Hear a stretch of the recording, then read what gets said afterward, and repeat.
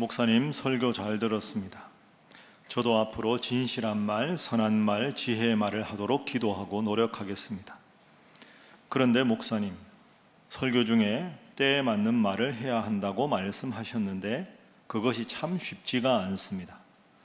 가까이 있는 사람의 허물이 자꾸 보일 때 그 사람의 잘못을 지적하는 것이 때에 맞는 말인데 어떻게 하면 그런 상황에서 지혜롭게 할 수 있을까요? 말을 하면 사이가 나빠질 것 같고 말을 안 하면 자꾸 그 사람을 향한 불평과 원망이 생깁니다. 이런 문제에 대한 성경의 가르침을 알고 싶습니다. 지난 주일 제가 여러분들과 심광체반, 마음 씀씀이가 넉넉하고 몸이 항상 늠름하고 여유롭다, 그렇게 우리가 하나님 믿는 신일교회 성도로 살아가기 위해서는 우리가 말을 조심스럽게 하나님 기뻐하시는 말 나누어야 된다, 이런 말씀을 여러분들과 나누었습니다. 그러니까 이런 질문을 한 분이 해 주셨습니다. 여러분, 참 이게 우리에게도 고민 아닙니까? 다들 좋은 말하고 격려하는 말, 칭찬하는 말을 하고 싶은데 가까이 있는 사람이 자꾸 문제가 보이고 그 문제 때문에 내 마음에 짜증이 나고 불평이 생길 때, 원망하는 마음이 생길 때 좋은 말을 하기가 어렵습니다. 그럴 때 어떻게 해야 할까요? 여러분, 가족들끼리도 이런 일이 참 많지 않습니까? 이럴 때 어떻게 말하고 어떻게 생각하는 것이 성경적일까? 오늘은 이 질문에 대해서 한번 생각을 해보겠습니다. 먼저 본문 말씀을 잠시 제가 배경을 일러드리겠습니다. 여러분 아시는 대로 이스라엘의 출애굽의 지도자는 모세입니다. 모세의 아내가 누굽니까? 십보라였습니다. 그런데 이 십보라는 모세 인생에 함께 하다가 출애굽이 본격적으로 시작돼서는 모세의 곁을 떠납니다. 그러니까 모세는 이스라엘 전체 지도자인데 아내가 없이 산 지가 무척이나 오래되었습니다. 그래서 모세의 배우자로서 곁에서 모세를 잘 도와줄 아내가 필요했습니다. 그래서 오늘 본문은 모세가 재혼을 하는 장면입니다. 그런데 재혼을 하는데 모세가 위대한 지도자 아닙니까? 이스라엘 여인 중에서 아내를 취한 것이 아니고 오늘 본문 1절에 보면 구스 여인 중에서 취했습니다. 구스는 지금으로 말하면 에티오피아입니다. 그러니까 에티오피아 이방 나라의 여인 중에서 아내를 취한 거죠. 그러니까 그게 소문이 안 날 수가 없죠. 제일 가까이에 있는 모세의 누이가 미리암이고 모세의 형이 아론 아닙니까? 누이 미리암과 형 아론이 모세를 향해서 비방을 하는 겁니다. 아니, 이스라엘의 최고 지도자가 말이야, 하나님 앞에 바로 서야 될 지도자가 말이야, 아내를 얻으려면 이스라엘의 여인들 중에서 아내를 얻어야지 왜 이스라엘 여인이 아니라 이방 여인인 구스 여인을 아내로 취하느냐, 이건 정말로 잘못된 일이다 하고 미리암과 아론이 모세를 비방을 합니다. 그래서 1절 한번 보십시오. 자, 화면 한번 보면서 1절 읽어보죠. 시작. 모세가 구스 여자를 취하였더니 그 구스 여자를 취하였으므로 미리암과 아론이 모세를 비방하니라. 아멘. 그런데 저 원문으로 보면 비방하니라 하는 말이 여성 3인칭입니다. 그러니까 그 말은 모세의 누이 미리암이 모세에 대해서 아주 이걸 비방했고 그 비방에 대해서 모세의 형 아론은 그저 따랐다, 이렇게 볼 수 있습니다. 제일 가까이 있는 사람들이 도대체 이해를 못한 거죠. 그런데 하나님은 이 미리암과 아론에 대해서 분노하셨습니다. 그리고는 미리암을 나병, 우리가 흔히 말하는 문둥병 환자로 만들어 버리셨습니다. 자, 여러분 어떻게 생각하십니까? 여러분, 미리암과 아론의 입장도 일면 이해가 되지 않습니까? 이스라엘의 지도자인데, 최고 지도자가 재혼을 하는 것이라면 이스라엘 여인들이 많은데 왜 굳이 이방 여인과 재혼을 하느냐? 일면 수긍 가는 면이 있습니다. 그런데 왜 하나님은 미리암과 아론에게 크게 진노하셨을까요? 자, 한번 하나하나 조목조목 살펴보죠. 미리암과 아론이 잘못한 게 있습니다. 일면 이해가 가지만 잘못한 게 있습니다. 그게 뭐냐? 제3자에게 불평을 전염시켰다 하는 겁니다. 무슨 말이냐? 자, 2절 한번 보겠습니다. 화면 보시죠. 자, 2절 함께 읽어봅니다. 시작. 그들이 이르되 여호와께서 모세와만 말씀하셨느냐 우리와도 말씀하지 아니하셨느냐 하매 여호와께서 이 말을 들으셨더라. 아멘. 자, 2절을 화면으로 보시고요. 제가 여러분들께 화면 보면서 질문 하나 드리겠습니다. 그들은 미리암과 아론입니다. 미리암과 아론이 저 말을 모세에게 한 겁니까? 백성들에게 한 겁니까? 저 말을 모세에게 했을까요? 백성들에게 했을까요? 어렵습니까? 자, 여러분 만약에 미리암과 아론이 저 말을 모세에게 했다면 이렇게 바뀌어야 됩니다. 여호와께서 너와만 말씀하셨느냐? 너라고 말했겠죠. 모세는 너니까. 그렇죠? 여호와께서 너하고만 이야기했어? 이렇게 말하는 게 맞는데 본문은 뭐라고 되어 있습니까? 여호와께서 모세와만 말씀하셨느냐? 모세를 앞에 두고 모세와만 이렇게 이야기 안 했을 거 아닙니까? 저 말은 누구한테 한 말입니까? 백성들한테. 백성들한테 가서 아니 하나님이 모세하고만 대화하냐? 이렇게 모세를 놓고 뒤에서 비방한 겁니다. 그러니까 2절은 미리암과 아론이 모세에 대해서 백성들에게 한 이야기입니다. 그런데 자 1절하고 2절이 동떨어진 내용입니다. 여러분 1절이 뭐였습니까? 1절은 모세가 이방 여인을 취했다 하는 사실입니다. 그런데 2절에는 이방 여인 취한 것과 관계없이 미리암과 아론이 하나님이 모세와만 대화를 하시느냐 이렇게 말합니다.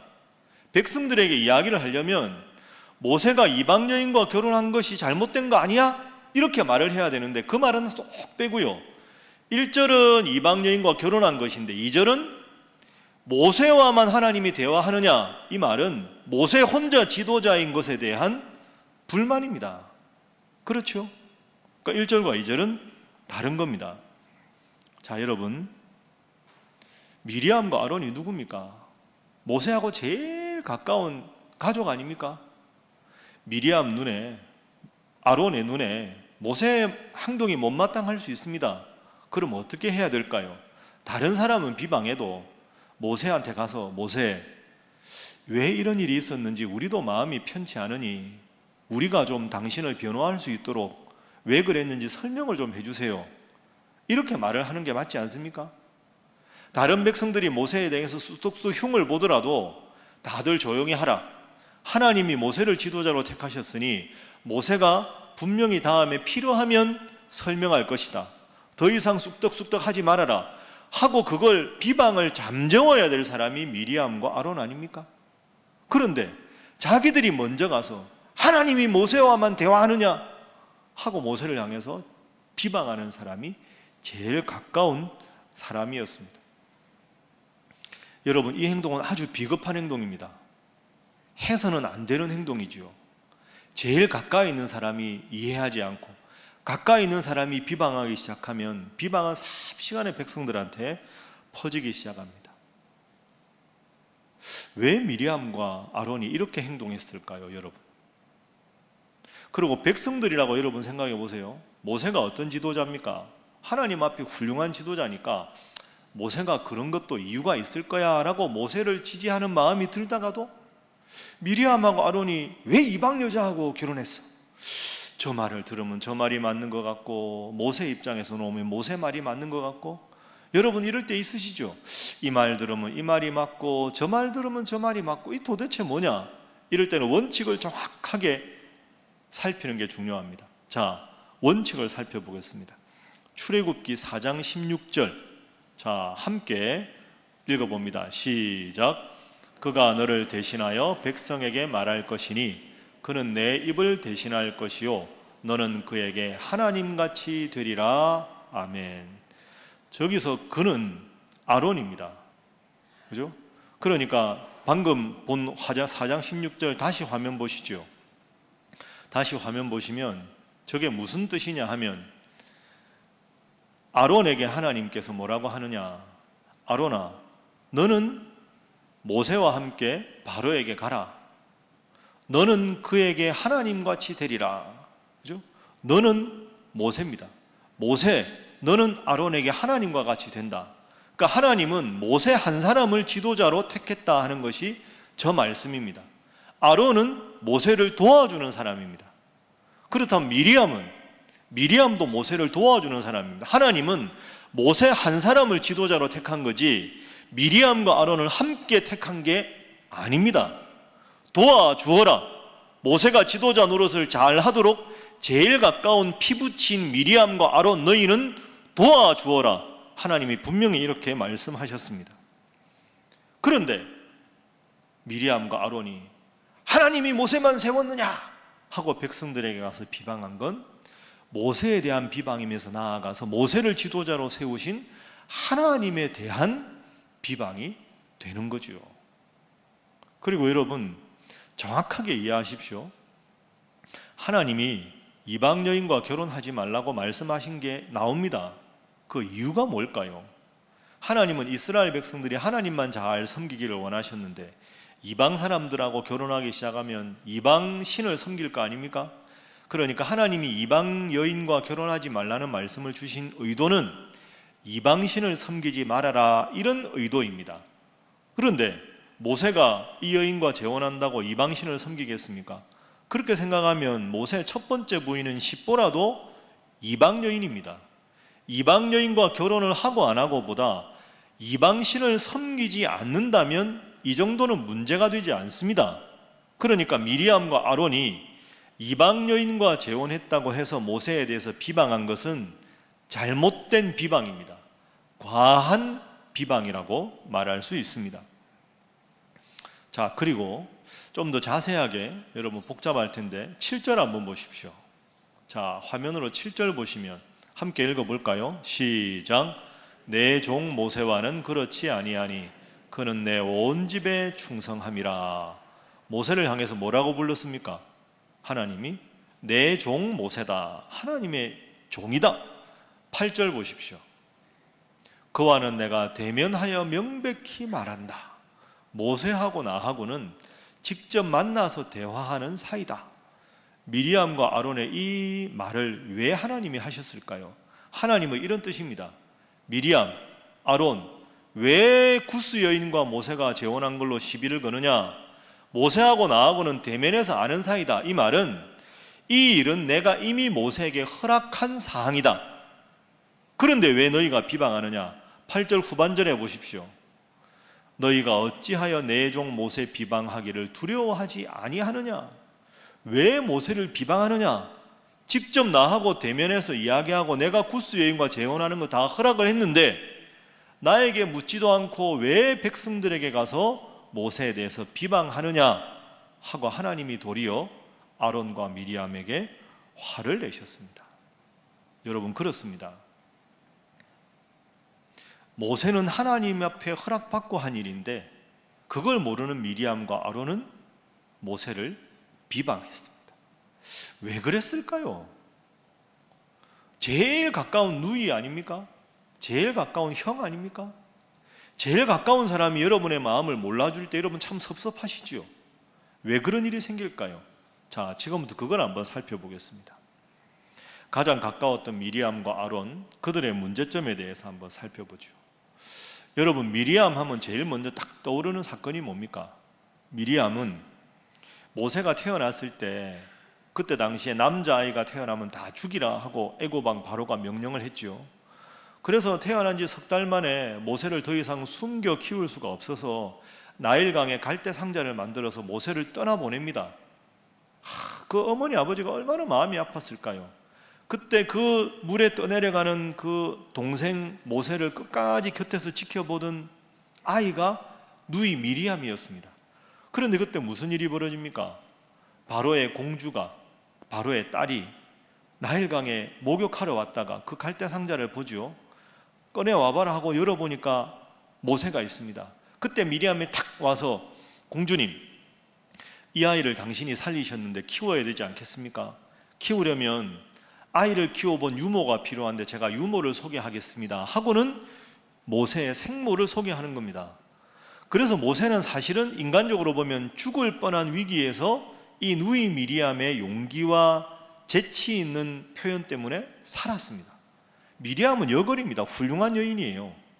그리고 이스라엘 백성들이 출애굽 과정에서 홍해를 건넜을 때 얼마나 큰 기적을 체험했습니까? 그때 온 여인들을 불러 모아서 소고를 치면서 하나님의 이름을 찬양했을 때 제일 선두에 서서 하나님을 찬양했던 여인이 미리암입니다. 미리암은 여선지자입니다. 훌륭했던 사람이에요. 아론은 어떻습니까? 아론은 모세보다 3살이 많은 형입니다. 아론이 말을 참 잘했죠. 그러니까 하나님께서 모세를 출애굽의 지도자로 부르셨을 때 저는 말을 잘 못합니다. 너의 형 아론이 있지 않느냐? 그래서 아론이 모세의 대변인이 됩니다. 말을 조리 있게 참 잘했죠. 그리고 이 본문 쓰여질 당시에 아론은 종교 지도자입니다. 대제사장. 모세보다 나이도 많고 종교적으로는 서열 1위입니다. 그런데 아론에게는 문제점이 있습니다. 이 아론이 우유부단한 사람입니다. 결정적일 때 하나님을 믿는 용기가 없어요.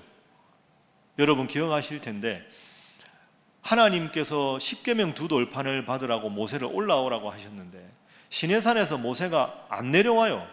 밑에서 기다리던 백성들이 초조해지지요. 그때 어떻게 합니까? 불안하다. 우리를 인도할 신을 만들어라. 금송아지 우상을 만들지 않습니까? 그 금송아지 우상을 앞서 만든 사람이 아론입니다. 아론이 그러면 안 되지요.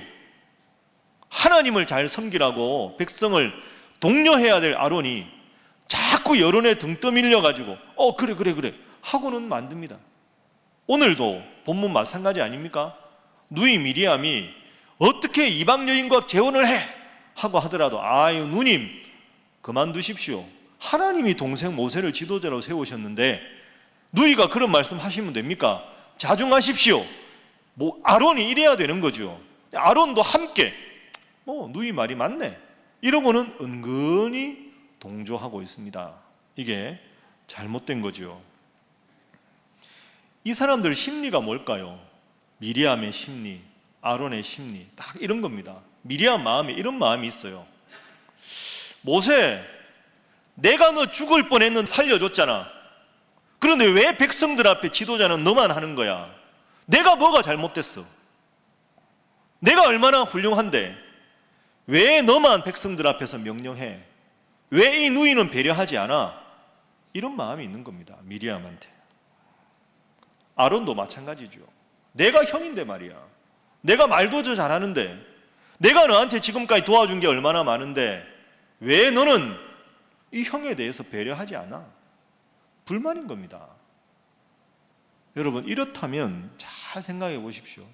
미리암과 아론이 저 옛날에 있었던 3500년 전의 인물만이 아닙니다.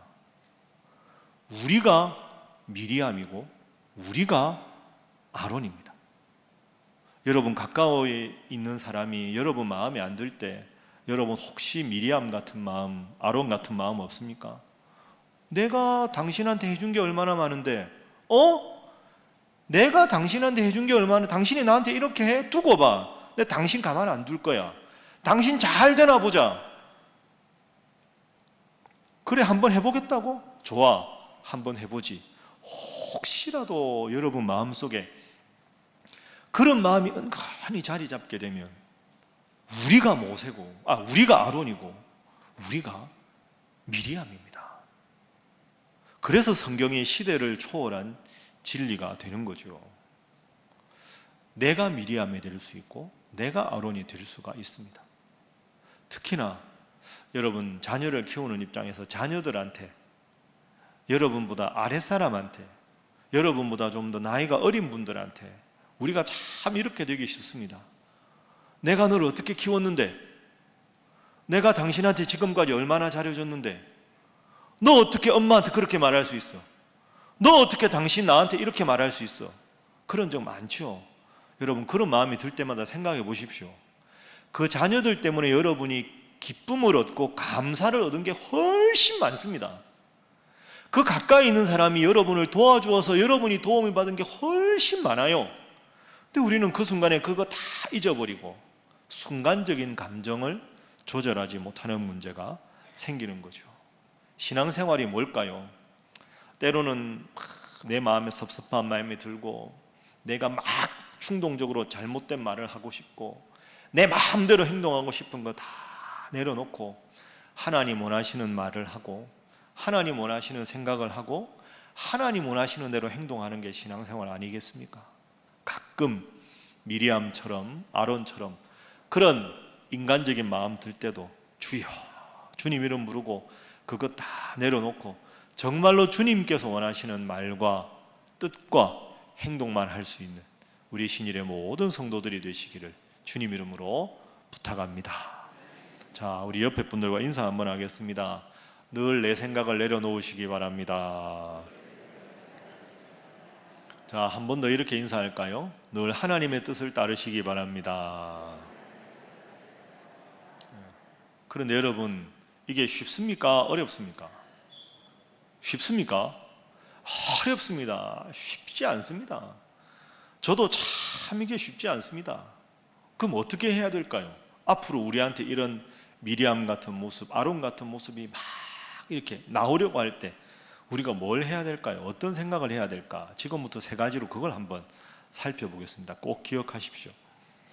자, 내 눈과 입에, 내 눈에 불평이 보이고 내 입에 불평하는 말이 생길 때 꼭 기억해야 될 첫 번째는 이겁니다. 한번 따라해 보시죠. 객관적 사실, 주관적 감정.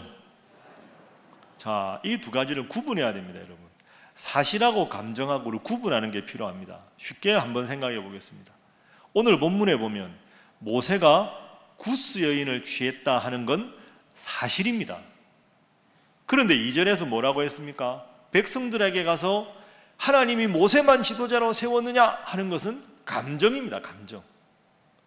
사실하고 아무 관계 없는 거 아닙니까? 여러분, 우리가 이런 경우 많습니다. 모세가 구스 여인을 취한 사실에 대해서 이야기한 게 아니고요, 미리암과 아론은 평상시에 섭섭한 게 많았던 거예요. 기분이 나빴어요, 모세한테. 그리고 나아가서 하나님한테 왜 지만 나서서 저래? 이런 나쁜 마음, 섭섭한 감정이 있었던 거예요. 그 감정이 딱 있다가 뭔가 하나 탁 생기니까 이 사실에 대해서 이 감정을 가지고 확 풀어버린 것이 잘못입니다. 여러분, 이런 경우 많아요. 뭔가 누군가에게 마음이 불편해요. 섭섭한 감정이 있어요. 근데 그분이 그렇게 말한 게 아닌데 작은 이야기를 크게 부풀려서 말하거나 의도와 관계없이 단어 하나 탁 집어가지고 아주 왜곡되게 부풀리거나 제3자에게 와서 자꾸 쑥덕쑥덕해서 문제도 아닌 걸 큰 문제로 만드는 일, 그런 일이 우리에게 없는가? 사실과 관계없이 내가 가진 감정 때문에 사실을 왜곡해서는 안 된다는 거죠. 미리암이 어떻게 됐습니까? 나병 환자가 되었습니다. 여러분, 이걸 심각하게 깊이 우리가 생각을 해야 합니다. 두 번째로 생각할 것은 하나님께서 세우신 지도자의 권위를 인정해야 한다 하는 겁니다. 우리가 앞서 보았지 않습니까? 하나님은 모세 한 사람을 지도자로 세우셨습니다. 그러면 그 권위를 하나님 앞에서 인정을 해야 되는 거죠.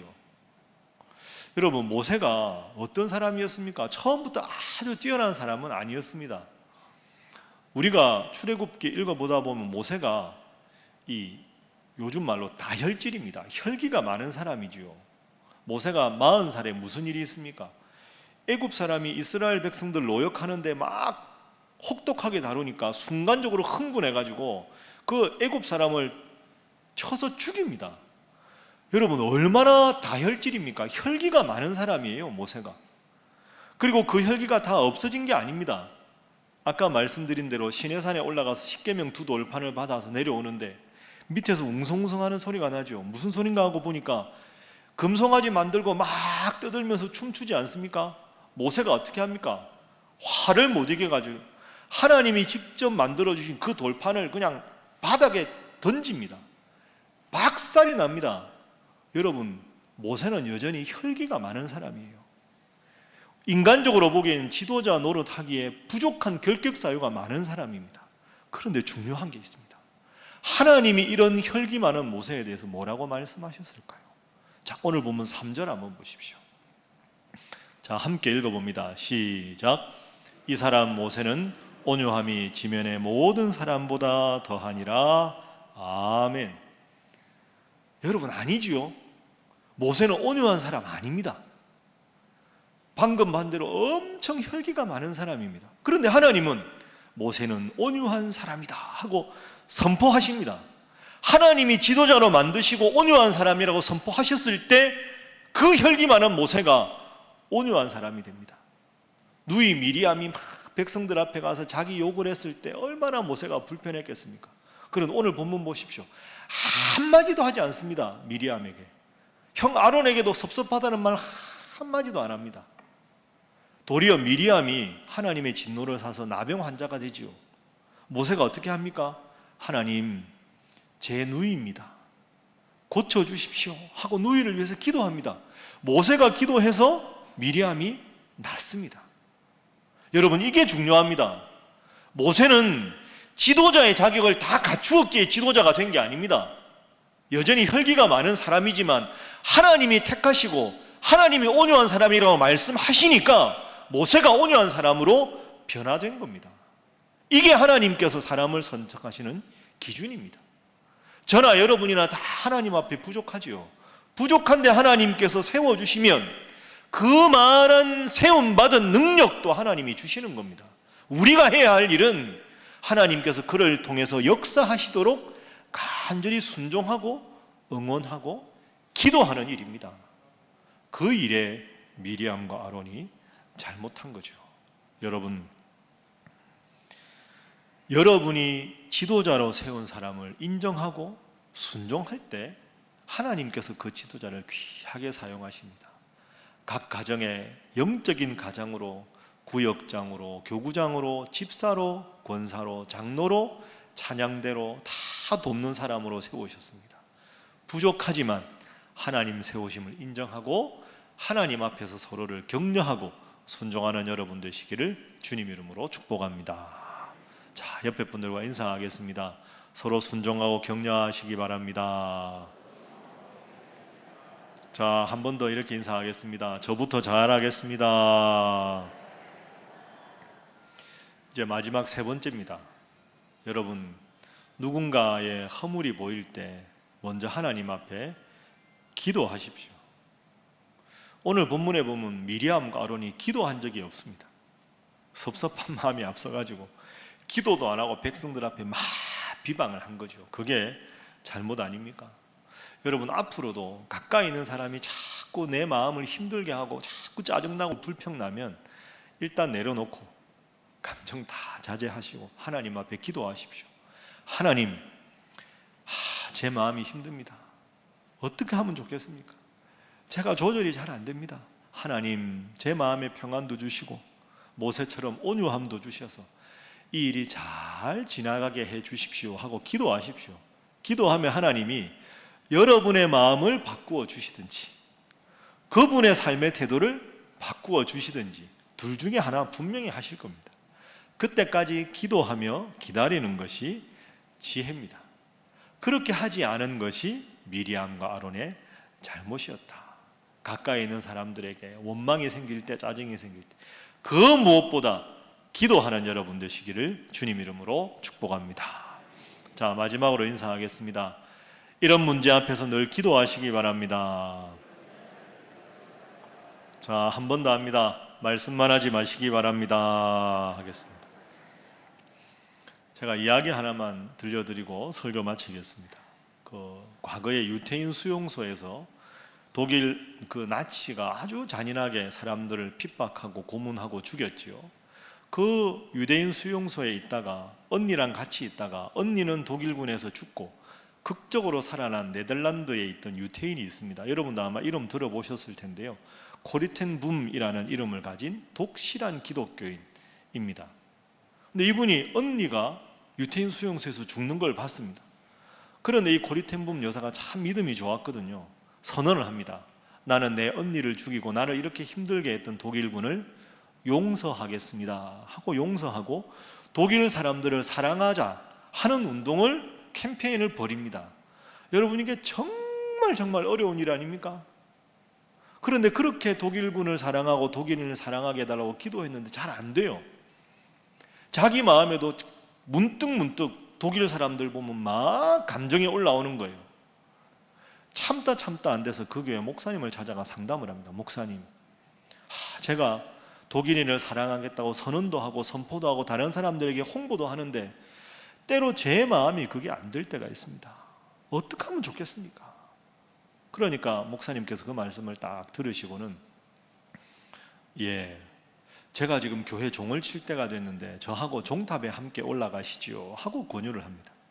그러니까 교회 종탑으로 이제 고리텐붐 여사와 목사님이 함께 올라가는 겁니다. 그 이제 종탑에 있는 그 종에 연결된 줄을 10번을 막 당깁니다. 그러면 그 종탑의 줄을 당길 때마다 종소리가 은은하게 마을 전체 울려 퍼지지 않겠습니까? 10번을 힘껏 당긴 다음에 딱 그 줄을 놓습니다. 그리고는 목사님이 이렇게 이야기하죠. 여사님, 제가 줄을 놓았지만 종소리는 지금도 나고 있습니다. 여사님이 마음으로 용서해도 손을 놓았지만 종소리가 나듯이 용서는 하루아침에 되는 게 아닙니다. 그런 마음이 드는 게 자연스럽습니다. 그런 대화를 하는 사이에 그 은은하게 풀려 퍼지던 종소리가 이제 다 멎었습니다. 자매님, 여사님 보십시오. 이제는 이 종소리가 나지 않습니다. 용서하는 마음, 하나님 주신 마음, 그것 간직하면 어느 순간 하나님은 완벽하게 용서할 마음을 주시고 독일에 대한 증오의 마음에서 자유하는 마음을 주실 겁니다. 그건 자매님의 영역이 아니라 하나님의 영역입니다. 이렇게 대화를 마무리했습니다. 여러분, 그렇습니다. 온유하는 것, 용서하는 것 쉽지 않습니다. 그래서 온유한 것은 내 성격과 기질에 관한 게 아닙니다. 성령의 9가지 열매에 온유가 들어갑니다. 저나 여러분이나 얼마나 부족함이 많은 사람입니까? 그래서 우리가 기도해야 합니다. 내 힘으로, 내 성품으로 온유하기가 힘들기 때문에 하나님, 성령의 열매인 온유를 저에게 허락하여 주옵소서. 그렇게 기도하셔서 주님께서 여러분의 마음에 늘 평안을 주시고 불평과 원망이 생길 때에도 항상 평안한 마음으로 그 모든 어려움을 잘 이겨나가시고 빛처럼 소금처럼 이 세상에 주님 잘 믿는 사람으로 살아갈 수 있기를 주님 이름으로 축복합니다. 기도하겠습니다. 주님, 저희는 참으로 부족합니다. 남의 말 하기 좋아하고 내 성격대로 다 해버리고서는 후회하는 어리석은 죄인입니다. 주님, 저희를 불쌍히 여겨 주옵소서. 모세처럼 문제 해결이 하나님께 있음을 믿고 온유하게 기도하며 기다리게 하여 주옵소서. 객관적인 사실과 주관적인 감정을 구분하는 지혜를 허락하여 주옵소서. 다른 이들의 잘못이 보여 내 마음이 힘들 때 또 다른 사람에게 가서 비난하고 비방하지 않게 하시고 오직 주님 주시는 온유함으로 살아가는 온유한 강자 되게 하여 주옵소서. 예수님의 이름으로 기도하옵나이다. 아멘.